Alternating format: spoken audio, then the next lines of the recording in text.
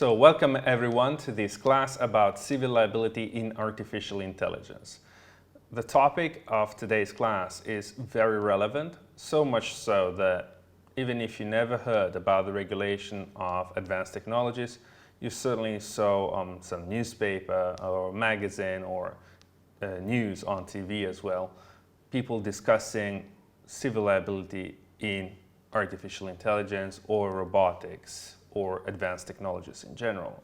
The very common question is, who pays for damages when something goes wrong? So we'll first have an introductory class where we'll be presenting the very basic concepts about civil liability and artificial intelligence, and then there will be a second one that you're free to choose whether to watch or not, where we'll dive in greater details into the European regulation of civil liability for advanced technologies. So let's start with our introduction. Today I would like to tell you about what is civil liability. I assume that not most of you has a legal background. Then I will address a very fundamental and radical question whether AI systems or machines in general should be deemed agents and therefore, at least under certain conditions, could be held directly responsible for the harm they might cause, and I will exclude this possibility. And then I will introduce very briefly the current existing, applicable as of today, regulatory framework at European level that you should all be aware of if you are interested in developing advanced technologies, if you are researching about advanced technologies, or even more so trying to bring innovation to the market or using innovation in your own business activity. So, but let's start with first things first. What is civil liability? Civil liability is one of the forms of liability regulated in each and every legal system that tries to address a fundamental question: who should pay for damages? So we all know that when we interact in our society, we may give rise to damages, harm one another in various ways. Most of the time it's definitely not intended. You drive and you crash into another vehicle, or as a professional you make some mistake in the fulfilling of your performance and end up causing somebody harm. And the very fundamental principle is that who causes harm needs to compensate that harm.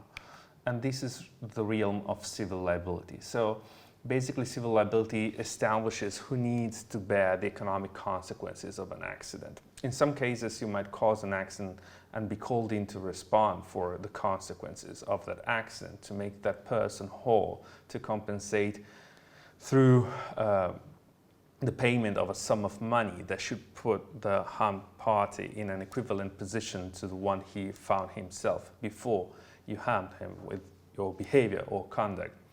And in some other cases you might still be responsible for the harm caused, but your liability might be excluded by the legal system, by the regulation that the legal system provides. So a viable example would be self-defense. If you harm somebody because you were in the first place attacked, you will not respond for that damage because you acted in self-defense, and that is a justification for the harm that you have caused to the other person, and so you're not bound to compensate that harm. In other cases, you might be called in to compensate for harm that somebody else caused. So if you're a parent, you might be called in to compensate the damage that your child caused. Why so? Because you're the adult who is responsible for the supervision of that one child. There are indeed jurisdictions where that is not the case, but they're very rare. In the most countries, in the most states, you would be, as a parent, called in to compensate the damage caused by your own child, as well as if you're an employer, for the harm caused by your employee working in your name and in your interests according to the powers you have granted them. So really civil liability rules are a broad set of rules that are present in each and every legal system, and there's typically a general rule of liability, which is typically a liability based on fault. on the fault of the agent, meaning that you can establish that the given agent could have acted in a different way, and if he did so, he would have avoided causing harm. And that different behavior could have been demanded of that person. So you drive exceeding the speed limit on a public road and you cause an accident, you run over someone that is crossing the road. It's clear that if you maintain the correct speed, you would have avoided that accident in the very first place. Therefore, you might be deemed at fault. You have violated the street code, a regulation establishing a liability, a limit for your speed in that specific road.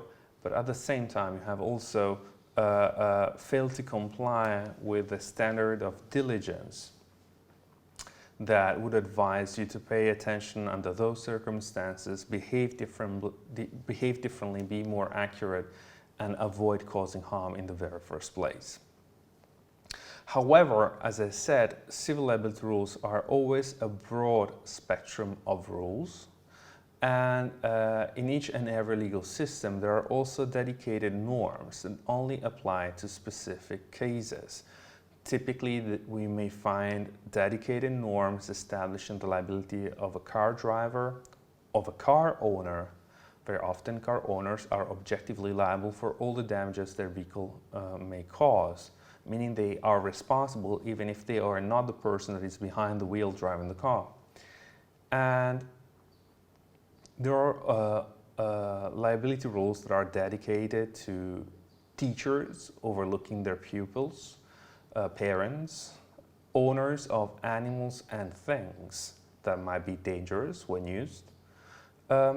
There are dedicated liability rules for certain professions. Typically, very often in many legal systems, the medical profession is separately regulated because many legislators in the Western world in particular are aware of a very dangerous phenomenon that is defensive medicine, whereby medical practitioners, in the fear of being excessively sued by patients that are not fully satisfied with the effect of a given treatment on their health and overall condition, might decide to prescribe a lot of tests, analysis, medicines that are not strictly necessary, are not even really relevant, but primarily with the purpose of preparing or necessary evidence to limit their exposure in terms of liability should something play out wrong or not as desired. So we typically have dedicated liability rules for medical practitioners that tend to shield them from excessive liability claims and often funnel liability towards hospitals and other structures rather than the single practitioner himself. We typically have dedicated liability rules for capital markets where there are potentially relevant liabilities by intermediaries that operate on such capital markets in their own interest and in the interest of non-sophisticated investors. So it's very hard to enumerate all the potential liability rules that are present in each and every legal system. It shall suffice for the moment to say that each and every system regulates civil liability. Each and every legal system typically has a general civil liability rule that is fault-based, whereby in order to establish the liability of the agent, you have to demonstrate that there indeed was a damage, that the conduct of the agent caused the damage, so that there is a causal nexus between the two, and that this person is at fault, as I have already explained. But there are also a number of dedicated liability rules, and some of those liability rules do without fault, in the sense that the liability is established on objective grounds.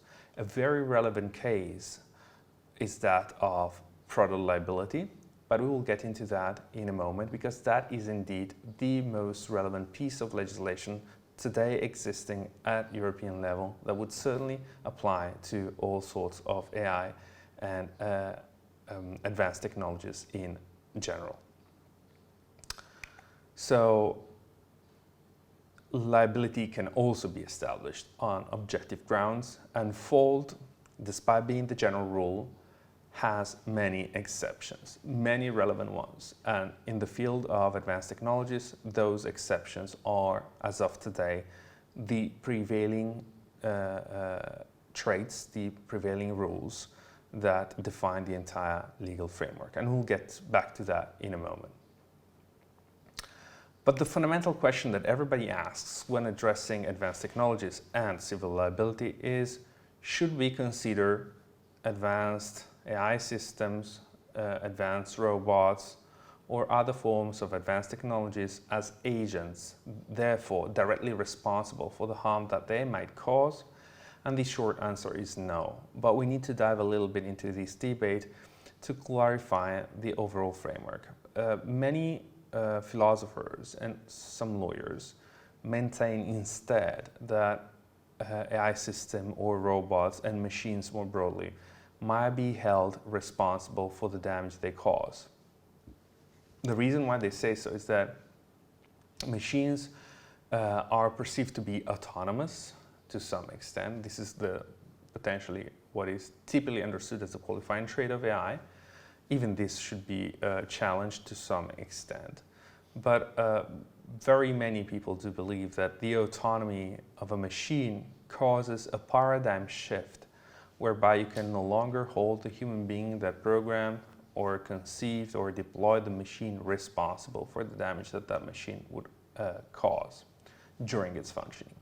However, this idea is quite inaccurate, both on technological grounds, philosophical grounds, and legal grounds. We do not have enough time to dive into all of these aspects, but I'll provide you with some brief explanation and some intuitive remarks. The first one being, autonomy is a very broad and to some extent vague concept. What philosophers and lawyers understand as being autonomous is very different from what an engineer would understand as being autonomous. And for the purpose of establishing liability, I believe it is necessary to start with philosophy and say that we could distinguish two alternative notions of autonomy. Autonomy in the sense of strong autonomy that equates the autonomy of a full-fledged, adult, rational human being, and weak autonomy. Weak autonomy as the ability to intelligently interact with the environment and operate without constant human supervision. Now, it is clear that as of today, there is no technology whatsoever that displays strong autonomy. There is no machine that is capable of identifying and selecting its own goals and decide freely how to pursue them. There is no doubt about that. Machines, as of today, can only fulfill and perform the duties and objectives that human beings have set for them and have created them for. So no machine existing today displays any form of strong autonomy. If strong autonomy was indeed reached, we could deem machines as moral agents. An example would be if I could tell my Roomba to clean my floors at home, and Roomba would say, you know what, it's a sunny day, I'd rather take a stroll in Pisa and enjoy a nice ice cream with my robot friend next door, rather than clean your floors. In that case, we could possibly argue that Roomba is indeed autonomous in a strong sense.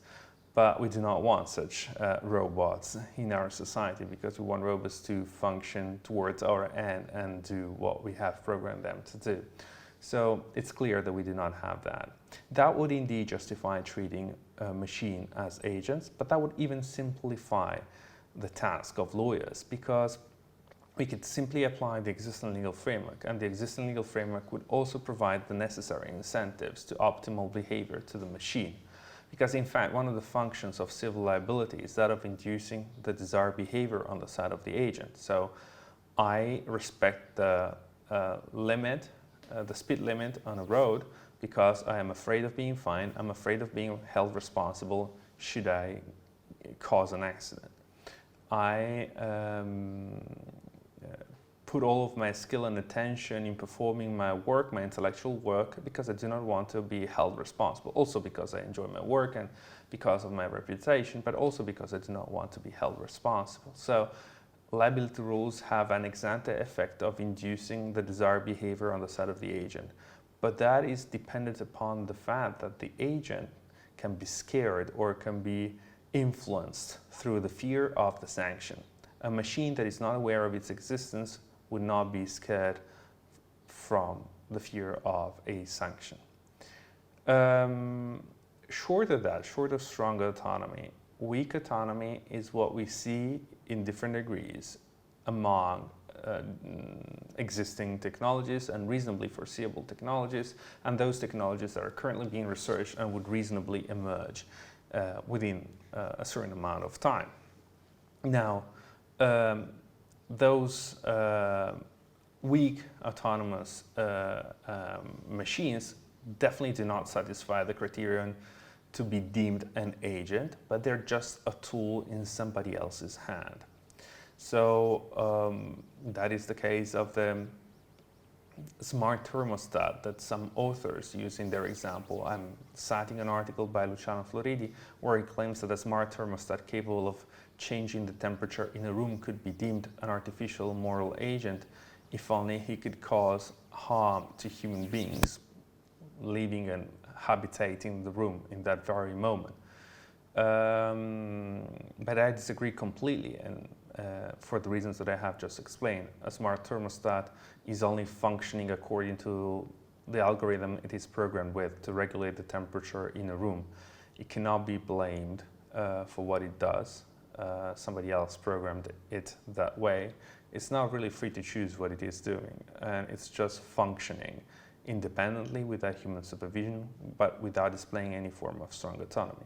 And moreover, any sanction, even a criminal sanction, like depriving the smart thermostat of its freedom, which it doesn't possess in the very first place, or even death penalty, the destruction of the system itself, would not be able to exert any influence on the behavior of the thermostat ex ante, and would not induce the thermostat ex ante to be more careful or more respectful of the human beings that are within the room.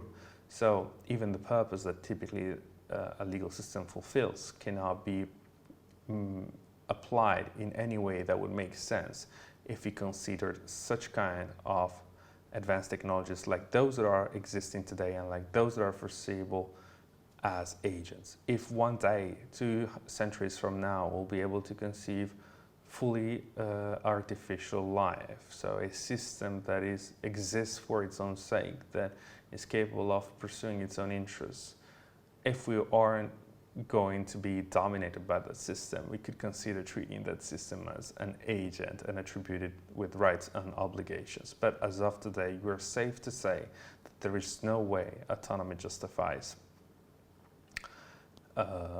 such a conclusion, nor does it the ability to learn. The other element that is often recalled is the ability to learn, which leads to some extent to the unforeseeability of the outcome on the side of the programmer, producer, or creator of the system. But let's take one example into account that has been developed by a famous philosopher in this debate already some years ago. His name is Andreas Matthias. And in his book, Automaten als Träger von Rechten, Matthias makes the example of a smart elevator, an elevator that is capable of choosing in and by itself which floor to reach and when, according to the observed patterns in people behavior over a certain period of time. So you basically would install such an elevator in a building, and the elevator within a few days would learn that 8 o'clock in the morning everybody is on the ground floor and goes to the 20th floor, because on the 20th floor there is an office that opens just then. And then at a certain time in the day they all go for lunch on the 12th floor, and at some point at 5 p.m. they all go back to the ground floor. Now let's assume that one day somebody is feeling sick and needs to call an ambulance on the 12th floor at 9 o'clock in the morning, and the elevator is only going to the 20th floor, and there is no way of overriding the system to make it go to the 12th floor where it's needed, and that person suffers harm or even dies as a consequence of the impossibility for the emergency services to reach for him. Well, in that case, I would not hesitate establishing the liability of the programmer or the producer of that smart elevator, because even if the elevator learned by itself what to do, I would expect the programmer or the producer to anticipate the need for such a system to be controlled or overridden by a human being under conditions of emergency like those described. So would want to have an emergency button that allows the elevator to operate normally, or for a human being to resume control of the system or to stop the system. And anyway, even the very choice of giving that learning capacity to the system isn't a choice that was not strictly necessitated. And for instance, the programmer or producer could have conceived an alternative system to manage the functioning of the elevator. Maybe less sophisticated, but not necessarily so. Eventually even a form of supervised learning or centralized learning. But anyway, none of these should exclude the liability of the human being behind him.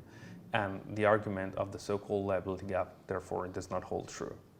So finally, for the time being, we can safely say that the producer or the programmer are always responsible for any accident caused by an AI system, an advanced robot, or any other form of advanced technologies, because we can apply a but-for test, but for the programmer, but for the producer that gave the system those kind of capacities.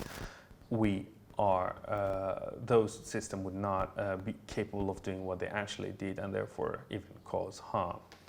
This doesn't mean that the current legal framework is the best legal framework possible. Actually, there are a lot of shortcomings in existing relevant norms, and those need to be addressed. And the European Union is trying to do something about it. We will see what it is that they're trying to do and whether that works or not. Let me clarify a few more points. The first one, from now and then, a concept is recalled, that is that of electronic personhood. It was presented for the first time by the European Parliament in one of its proposals in 2017, February 2017. Now this idea has been disregarded, but it might emerge again, and it needs to be kept distinct from all I said up until now.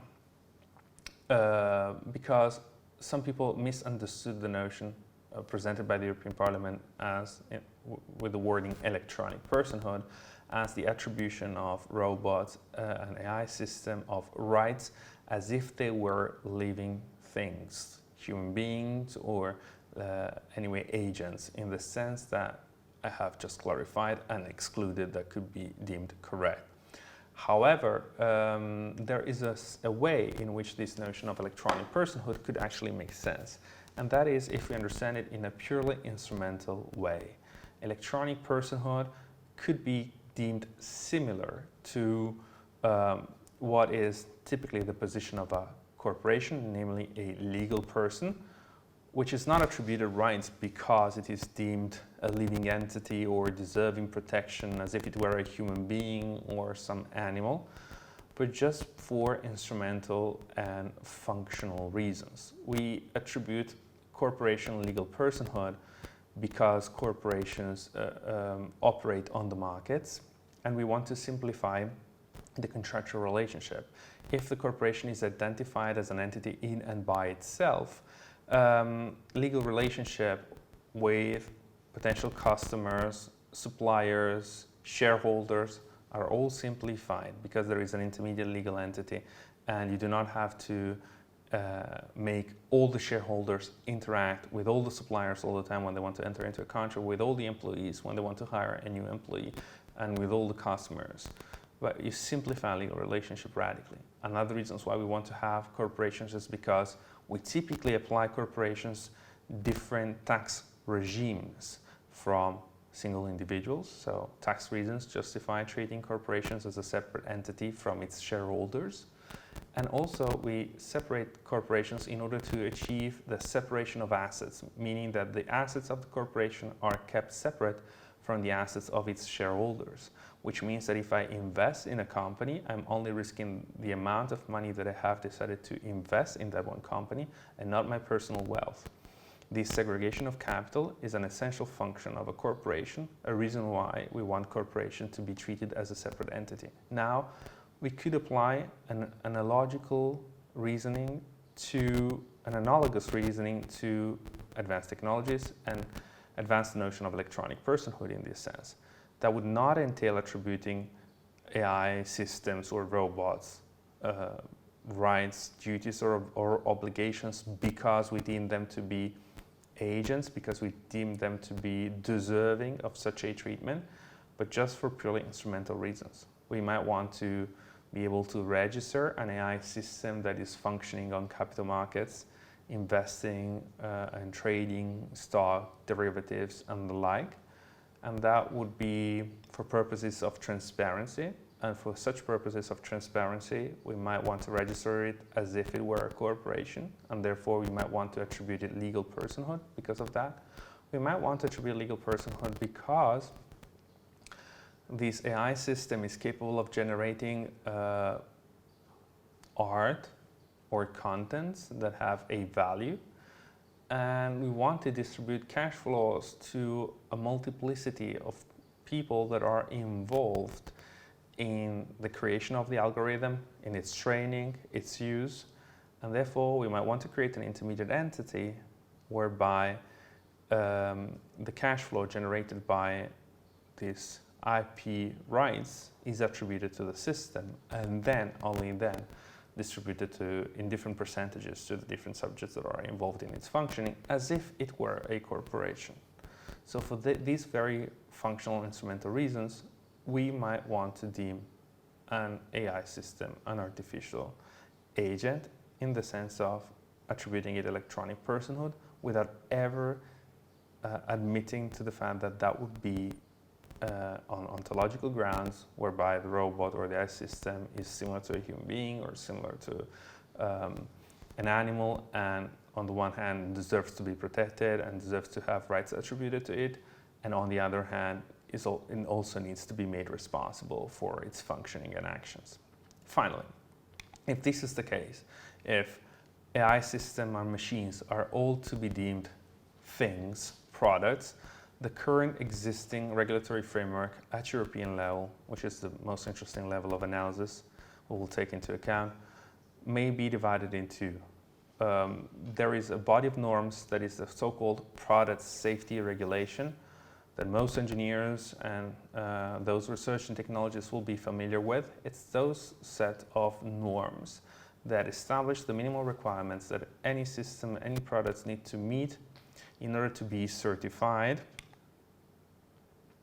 in order to see the CE marking be applied to it, and therefore to be lawfully sold on European markets. And then there is product liability rules, and in particular the so-called Product Liability Directive, that holds the producer liable for all damages deriving from the use of their product on objective grounds, meaning without the need to establish the fault of the producer when something goes wrong, but only the defectiveness of the product. And even if you do certify your product according to product safety regulation, even if you meet the requirements laid out by those directives, regulations, and standards, international standards typically, that does not exempt you from liability if later on somebody using your product still suffers damage as a consequence of the defectiveness of your product. So the effectiveness of your product being the fact that your product behaves in a function that is deemed to be not correct, not safe, not corresponding to the safety that one would expect of a similar product under those similar circumstances. So even if you have certified your product, that does not exclude the possibility that you'll be held objectively liable for any damage that your product might cause, so long as your product might be deemed defective. And I will close this first class for now and invite you to follow the next one that will dive into the details of the existing and emerging regulatory framework at European level. Thank you.